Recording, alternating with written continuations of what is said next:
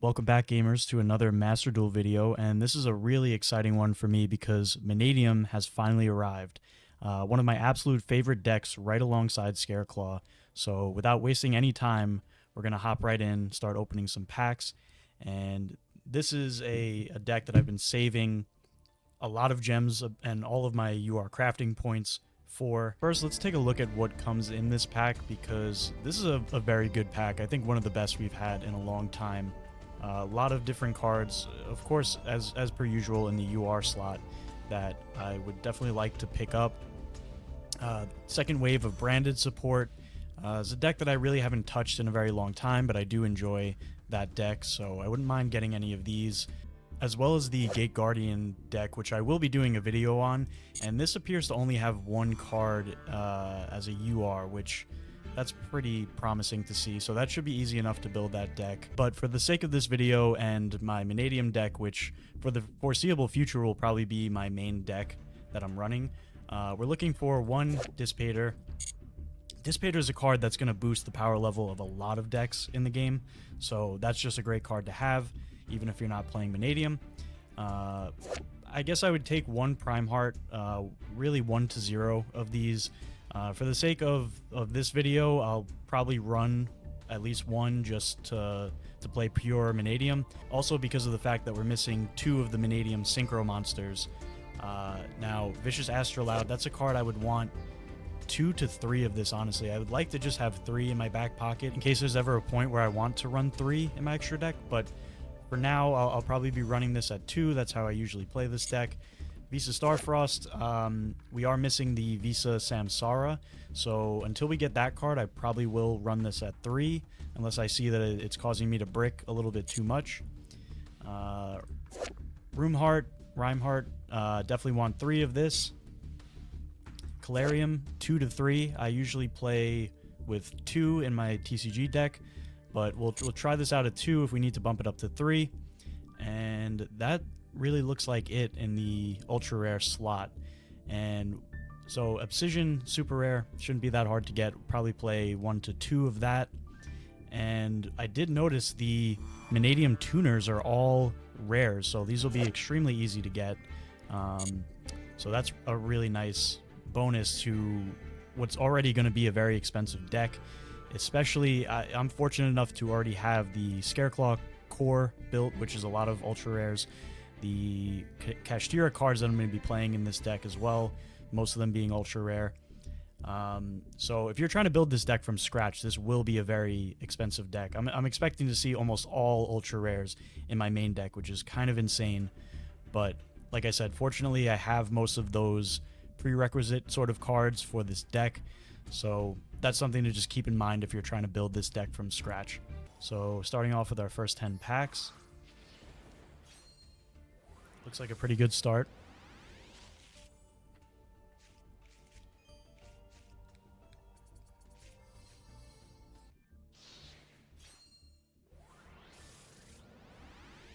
Alright, we have our first ultra rare. And we got a Trivi Karma, which I don't mind having one copy of that, I suppose.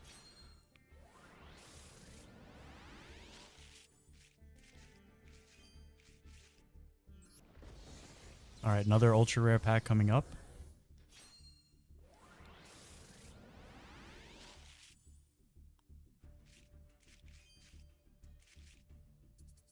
Two ultra rares, actually. So we got our first Astrolabe and a Hollow Finish Luluwalith.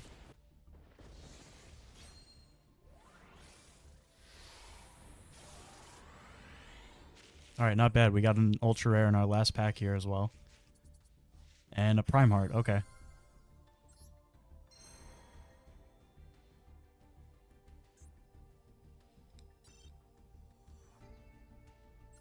Do another 10 packs. That looks pretty good. I think only one pack is not glowing.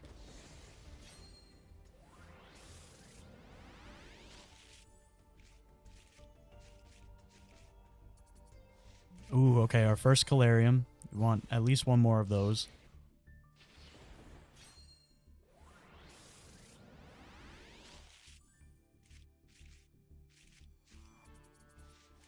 Another double ultra rare pack, so a second hollow Luluwalith, and we got our first Dissipator, so that's huge.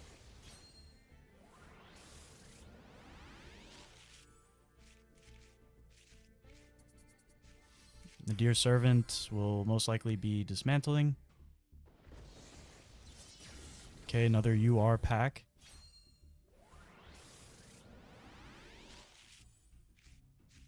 Let's see what we got. Visa Starfrost. Okay, so I already have 2 of these, but that will complete the playset, and I do want to run 3 in my deck, so...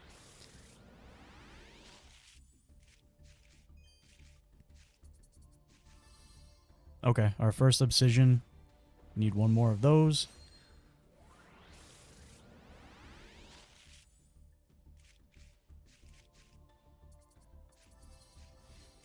And a second Dissipator. Not bad. 6 URs in that 10 pack. Alright, we'll do another 10. As I said in the beginning, we're going all out for this pack because I've been waiting so long to play this deck in Master Duel.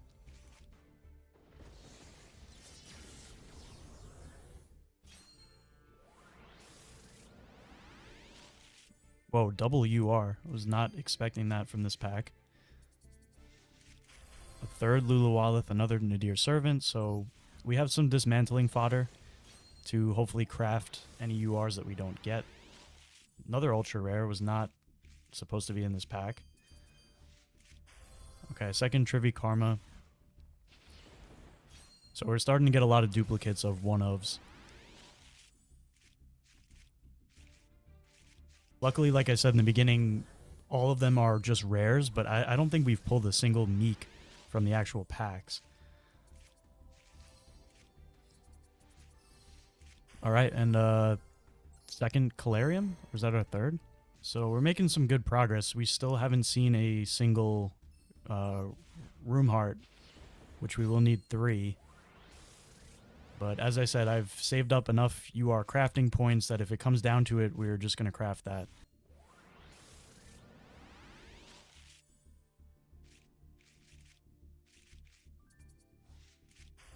Okay, that's our first Quem.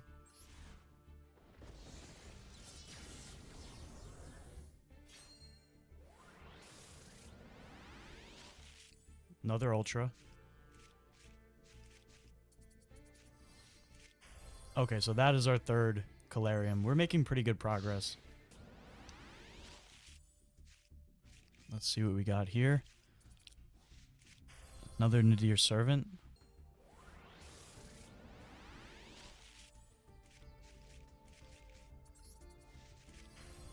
Okay, and a second Quem.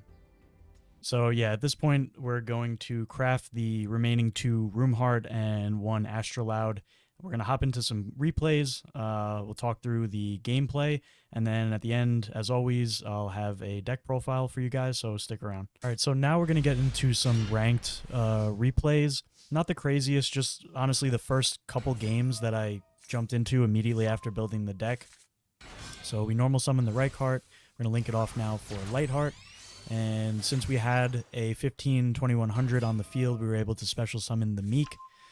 Lightheart's going to search the field spell. We're going to go Rhoda for Room Heart. Activate the field spell. We already have Visas in the hand, so we're getting another Reichheart. Using Room Heart to pop the Meek. And Room Heart's going to search for the Imaginings. Meek is going to special out and go to level 4. Imaginings, reveal Visas, draw 2 more. We'll put back the other Meek. So now they're going to Bestial our Lightheart, which is fine. And something kept triggering for my opponent, so I was afraid of Nibiru, and I'm just trying to turbo out Barone, basically. ED Crow on the Visas, I'm going to negate that with Barone because I really need that in the grave for the Astrolaud play.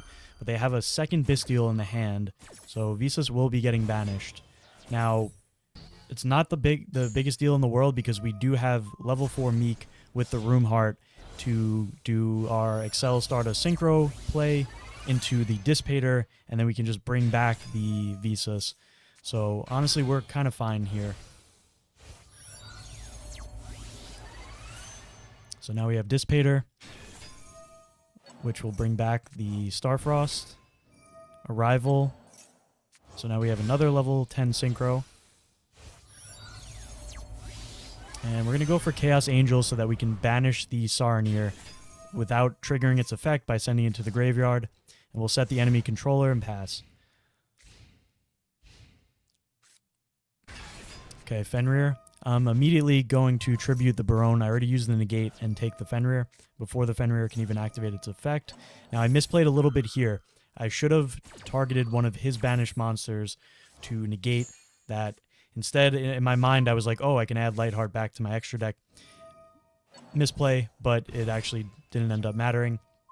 So we're going to use their own Fenrir to banish the Druid Swarm face down because it activated.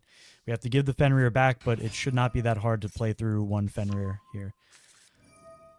So Fenrir will activate, try to target the Dissipator, not remembering that my Synchro monsters are unaffected because of the Chaos Angel made with the Light and Dark.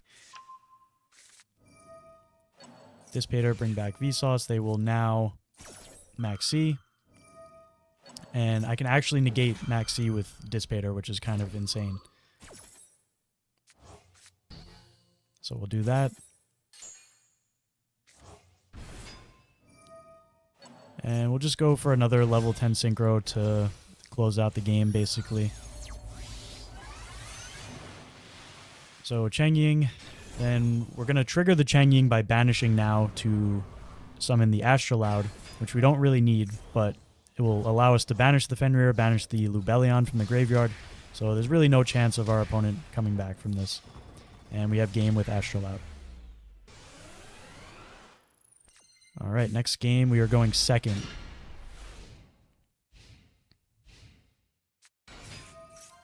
We're playing against Pearly.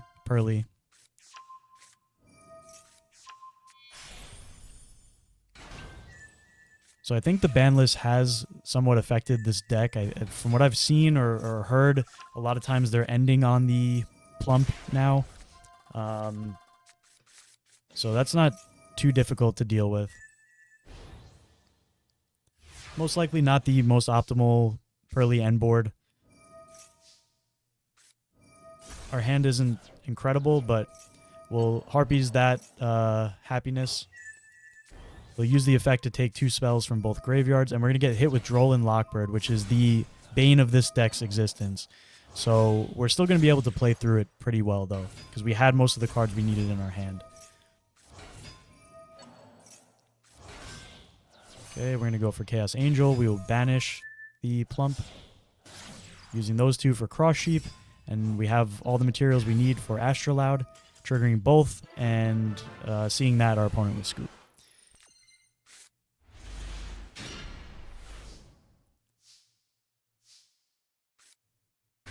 Definitely like this hand a lot more. So Fenrir searching our Scareclaw Kashtira. We'll activate the Calarium, normal summon Reichheart to get our other field spell, the Reichphobia. Now activate the Reichphobia. Probably should have left up the Calarium and done the Mannadium line here, but I'm going for the Scareclaw line. That is my bread and butter, what I'm most comfortable with. So they're going to Veiler the Barone so that most likely that we can't pop our own Meek.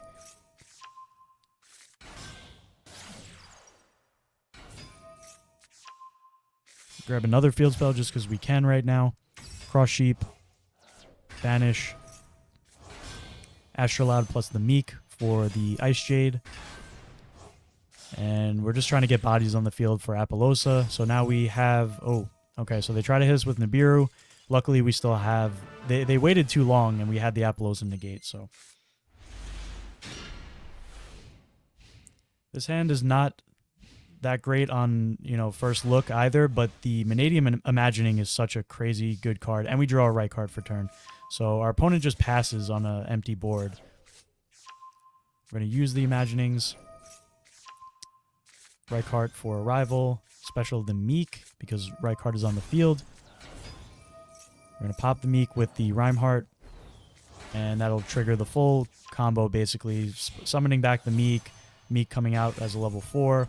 Then we have Barone. Again, something kept triggering in my opponent's hand, so I'm In that scenario, I would highly recommend you just turbo out Barone at any cost because you're trying to just stop that Nibiru. Nibiru, Droll, Lockbird, Maxi are definitely the biggest weak points of this deck. And we're actually going to summon the Prime Heart, which, as you'll see, is not in my deck profile at the end, but it's really cool to be able to do that. So they're going to try to special something during the battle phase in defense.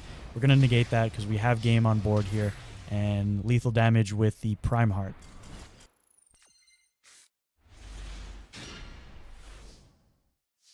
Again, not the greatest starting hand, but we're going to make it work by popping the Meek with our Visas, letting us go into our Scareclaw line.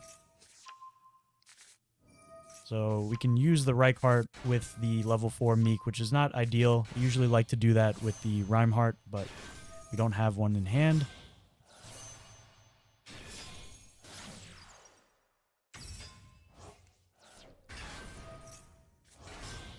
And so we have the Ice Shade, Dissipator, and we'll be able to use those 4 materials for a, well, 3 material Apollousa, plus the Ice Shade and Dissipator. So we'll set the enemy controller. We're going against, it looks like Ice Shade Goaty. Don't really know what this deck does. This is a quick one. We're just going to flip over the enemy controller and they will scoop. All right, so those are all fairly quick, not super competitive games in ranked, so I want to just hop into solo mode and just explain for those who don't know the combos and kind of show what the ideal end board could look like if you go full combo with this deck. So we're going to start by activating the Reinforcement of the Army. We have a choice to go either the Scareclaw line or the Mannadium line. We're going to go for the Mannadium line. Either way, it would really work out. The only issue we could run into here is if your Roomheart gets impermed. We need to get the Obsidian in our hand. We need a way to pop the Meek, essentially, right now. So, because Roomheart is on the field, we can special the Meek. We're going to use Obsidian to pop the Meek. That will add Calarium to our hand. Then Meek will trigger to special summon another copy and raise it to level 4. We'll activate the Calarium to get Visas. Now we can banish that Obsidian, like I said, to special summon the Visas from our hand, which this will ultimately get us into the same Scareclaw line. So we can use Visas to make the Lightheart, which will get us our other field spell. So we'll search for Reichphobia. Reichphobia, then we'll search for the Reichheart.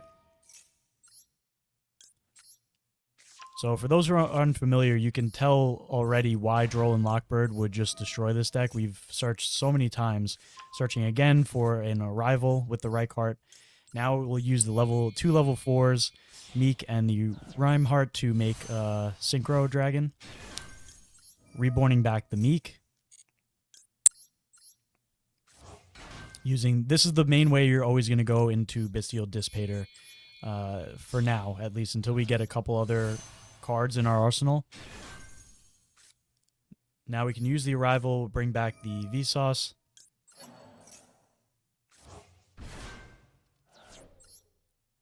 Use these two for Barone. And as you can see, every time I go into the extra deck, you have plenty of options with all these level 10 or even sometimes level 8 synchro plays. We go for Barone here. We're just trying to extend now with the Scareclaw Kashtira. We'll banish the Arrival. In this deck, you don't need the Arrival in the graveyard like when you're playing pure Scareclaw to protect your Link monsters. In this case, we don't mind banishing that with the Scareclaw. So we'll use these two to go for Cross Sheep and banishing Rhymeheart and Visa Starfrost for the Astrolaud now, where the Cross Sheep is pointing. So that's something, card placement is very important in this deck. We're going to use these two because Meek is a water. We can go into the Ice Shade. But as I was saying, card placement is fairly important in this deck. You're always going to want a slot open to where your Cross Sheep is pointing for the Astrolaud, as well as you really want to make sure that you leave a spot underneath the Lightheart so that you can freely special summon your Reichheart underneath it, or a spot adjacent to another Scareclaw. So Dissipator will bring back the Visas. We haven't used the Lightheart effect to Reborn from the Grave, so we bring that back because Visas is now back on the field, using those 3 to make a 3 material Apollousa. And yeah, for the most part, this is going to be your pretty standard board here with Mannadium. You'll have triple monster negate, Omni negate with Barone. Dissipator can be a negate or a destroy, and Ice Shade will prevent your opponent from being able to destroy or banish your cards that turn. And it'll also give you a free banish, which is something I think a lot of people kind of overlook, that the card that is activating Ice Shade can actually banish it, which that could be a field spell, that could be a monster, and essentially becoming a negate or an interruption in itself. And I just want to quickly showcase a alternative to that end board, very similar, but here we have the Chaos Angel made with the Starfrost and the Reichardt, so a light and a dark, has the full effect, and that's an alternative to bringing out Barone. As I said in some of the ranked replays, a lot of times I will tend to go for Barone if we're going first, because I want to be able to stop things like Droll and Lockbird, Nibiru.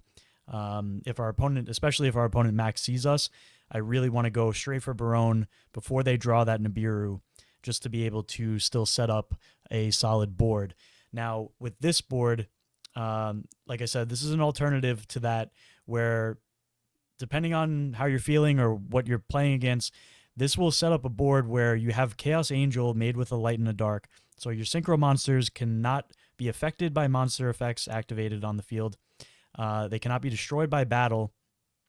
And you'll have the Ice Jade, which is making all of your cards not able to be destroyed by card effect or banished, which is the main weakness of that. The already crazy effect of Chaos Angel, the main weakness is a card like Raigeki, Lightning Storm, a Speller Trap type of destruction will be able to get around that broken effect of the Chaos Angel. But with the Ice Jade on the field alongside the Chaos Angel, you set up a very difficult board to deal with, where unaffected by monster effects for your synchros, can't be destroyed by battle, can't be destroyed by card effects, and cannot be banished. Just with those 2 monsters on the field alone. Plus we have the Apollousa again, triple monster negate. Dissipator will assumably be some sort of a negate or a pop as well. So pretty insane stuff. And just wanted to show you guys an end board that I don't see a lot of people typically go into. But that is my favorite thing about this deck, is that you just have so many options with your synchro plays or link plays in the extra deck. You really have a plethora of different options, and it's basically up to your preference. So this is the deck list as I have it built right now. This will be subject to change. The next Duelist Cup just started actually, and I will be playing this deck throughout that event.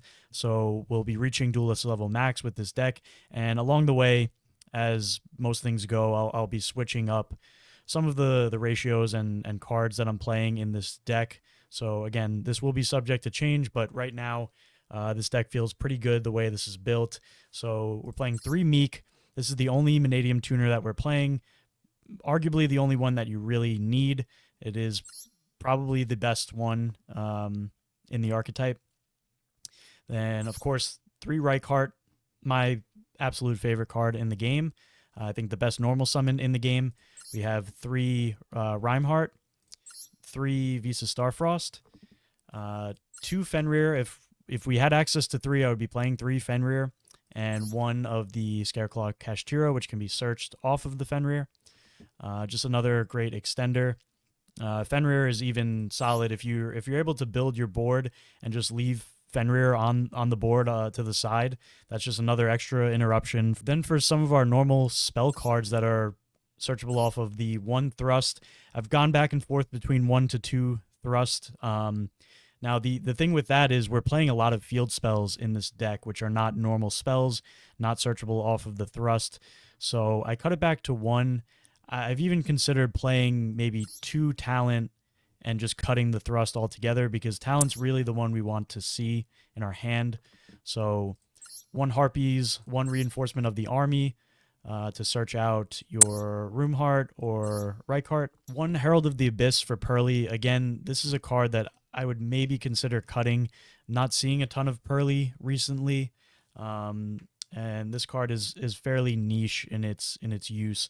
So next, the one talent, two Arrival, one Imaginings, and two Obsidian. Another card that, again, playing around with the ratios, like 1 to 2, I think is fine. I would not play 3 of this card. I don't think that's necessary. Then onto the field spells. So 2 of the Scareclaw, Ragphobia, 1 of the Wraithsoth, 2 Calarium feels fine right now. I haven't really wanted any more of that, especially with the 2 Obsidian. If I were to cut Obsidian to 1, I could see playing 3 Calarium. 2 Enemy Controller, very similar to the build of my Scareclaw deck. 2 Callby and 2 Droplet. Droplet feels fine right now because, again, Kashtira has really kind of fizzled out. I'm not seeing a ton of Kashtira since the previous Duelist Cup. And altogether, I think a lot of people have realized like the power level of that deck is just not as intimidating as maybe they once thought. Droplet, obviously, if I'm going second and they have a Rise Heart on the board, would be a dead card.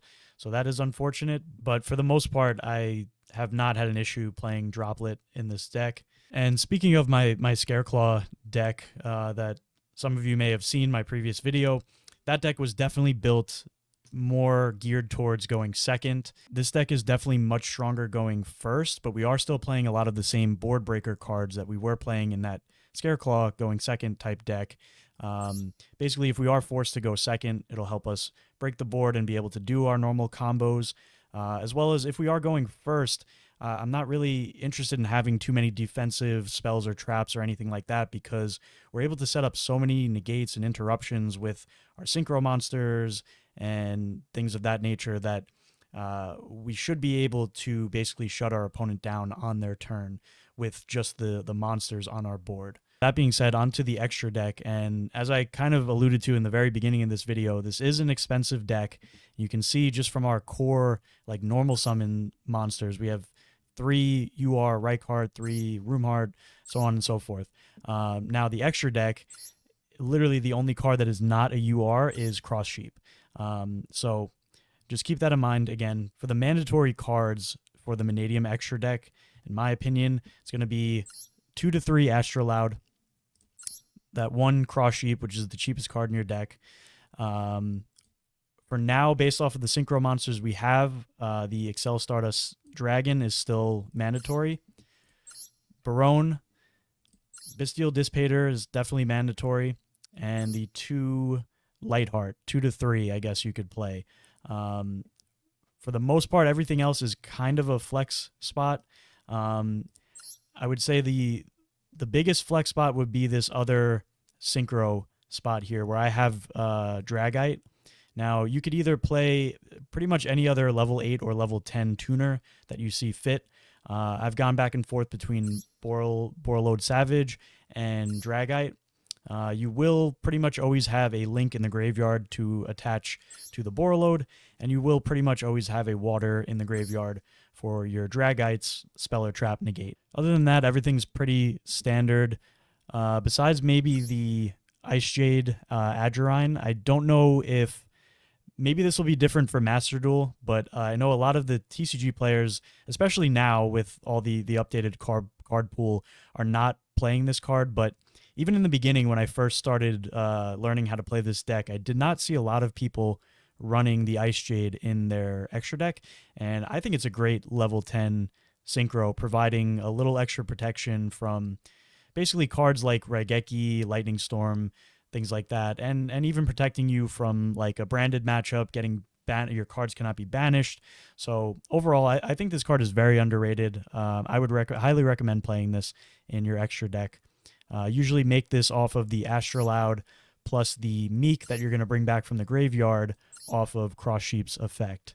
Then just to showcase the rest of the cards that I don't think I clicked on, Cheng Ying, again, probably a flex spot. Chaos Angel, I would definitely recommend playing this right now. I think this is a solid choice for the extra deck. Unicorn to go into off of our Cross Sheep. This doesn't come up that often. And then eventually leading us to Access Code Talker. And Apollousa is pretty standard from what I've seen in a lot of Mannadium decks. There's obviously other link monsters you could go into, but this would be a pretty solid one going first to have on your end board, just giving you a couple extra monster negates. You could also go into like an Avermax technically. So you have other options there, but again, going first deck, I sticking with Appaloosa for right now. But this could all be subject to change. And that's going to wrap up today's video. Stick around for that Duelist Cup deck profile of this. I'll be doing a bunch of replays and going over the deck profile and my thoughts and comments about what I've changed and what I've noticed about the pros and cons, the strengths and weaknesses of the deck. But if you guys made it this far, please consider subscribing, and we will catch you in the next one.